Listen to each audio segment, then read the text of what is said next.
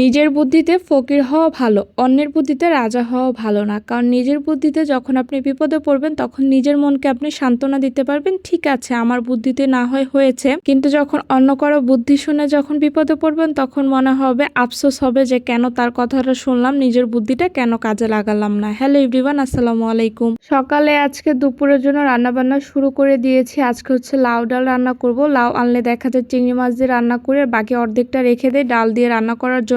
মসুর ডাল দিয়ে এভাবে লাউ ডাল রান্না করলে খেতে কিন্তু অনেক ভালো লাগে। প্রায় সময় আমি রান্না করি। মসুর ডালটা আগে কিছুক্ষণ ভিজিয়ে রেখেছিলাম, তারপর লাউটা ছোট ছোট টুকরা করেছি, এরপর হাতে মেখে সব মশলা দিয়ে রান্না করব। রসুন বাটা দিয়েছি, সাথে কাঁচামরিচ দিয়েছি, হলুদের গুঁড়া, মরিচের গুঁড়া, লবণ, তারপর সামান্য পানি দিয়েছি লাউ ডালটা সিদ্ধ হওয়ার জন্য। আর আমার জন্য পরোটা বানাচ্ছি, কারণ গতকালের গরু মাংস ছিল ওইটাই গরম করেছি, আজকে পরোটা দিয়ে গরু মাংস খাবো তাই। আর আপনাদের ভাইয়া যেহেতু সকালবেলা ভাত খায় তার জন্য লাউ ডালটা রান্না করতেছি যাতে সে খেয়ে অফিসে যেতে পারে। সবসময় পরোটা যেভাবে বানাই আজকে সেভাবে বানাচ্ছি না, সবসময় তো ওই যে একভাবে ভাজ করে যে বানাই ওইভাবে বানাই, আজকে রুটির মতো একটু মোটা করে বানাচ্ছি। কারণ আমার সবসময় একই খাবার খেতে কেন জানি ভালো লাগে না, একটু ডিফারেন্ট বা একটু ঘুরিয়ে খেতেই ভালো লাগে। আমাদের বাসায় মাঝে মাঝে এরকম করা হয়, প্রতি সপ্তাহের একটা দিন হচ্ছে ভর্তা, ডাল, ভাজি করা হয়, আর দেখা যায় বাকি দিনগুলোতে মাছ মাংস রান্না করা হয়। যেহেতু শাক ওইভাবে খাওয়া হয় না তাই চেষ্টা করি সপ্তাহে একটা দিন শাক বা ভাজি এগুলো রান্না করার জন্য। ভাজি তো রেগুলারই থাকে, ভর্তা বানানোর জন্য চেষ্টা করি।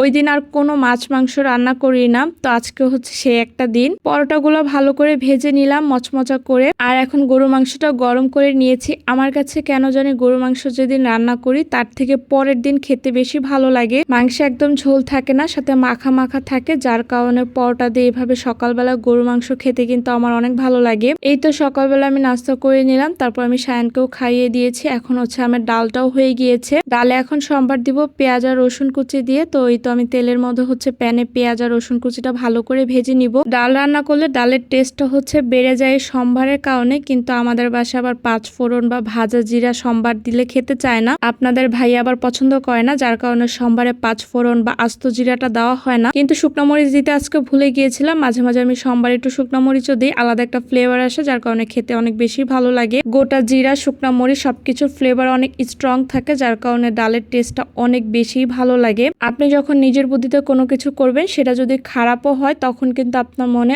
আফসোসটা থাকবে না, তখন আপনি ভাববেন যে আমার ভাগ্যে ছিল যার কারণে এরকম হয়েছে। কিন্তু অন্যের বুদ্ধিতে যখন আপনার কোনো বিপদ হবে বা কাজটা ভালো হবে না তখন আপনার ভিতরে সারা জীবন একটা আফসোস থাকবে, কেন তার বুদ্ধিটা শুনেছিলাম। এর জন্য নিজের বুদ্ধিতে সবসময় চলা ভালো, অন্যের বুদ্ধি না চলাই ভালো। কারণ কিছু মানুষ আছে যারা আপনাকে সামনে দেখাবে তারা আপনাকে খুব ভালোবাসে, আপনার ভালো চায়, কিন্তু ভিতর থেকে কিন্তু আসলে তারা আপনার একদমই ভালো চায় না, যার কারণে তাদের বুদ্ধি না শোনাই বেটার হবে। এর জন্য নিজের বুদ্ধিতে সবসময় চলার চেষ্টা করবেন। তো বাসায় কিছু আপেল আনা হয়েছিল, লেবু আনা হয়েছিল, তো ওগুলাই গুছিয়ে রাখলাম। সাথে আজকে মিষ্টি কুমড়া ভাজিও করেছিলাম, আর গরু মাংস তো ছিলই। তো এই ছিল আমার আজকের ব্লগ। আল্লাহ হাফেজ।